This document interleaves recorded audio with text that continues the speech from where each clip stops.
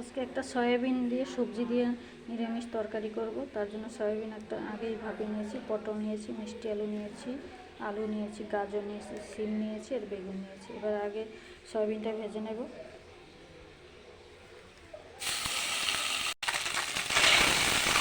বেশি ঢাকা না রেখে সয়াবিনটা দেখতে পারিনি হয়ে গেছে, এটা তুলে নেব। গোটা শুকনো লঙ্কা, তেজপাতা আর পাঁচফোড়ন দিয়ে দিয়েছি।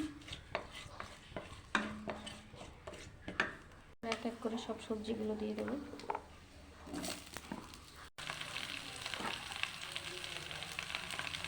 দিয়ে দিলাম,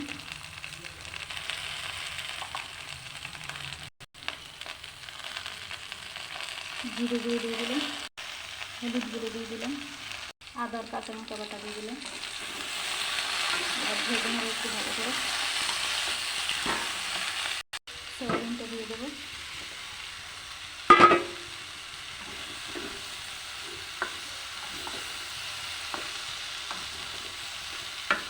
এবার জল দিয়ে দেবো।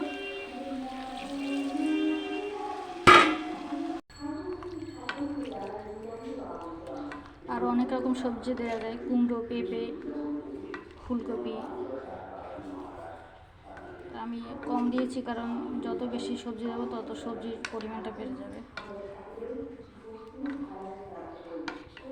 বাঁধাকপিও দেওয়া যায়, বরবটি।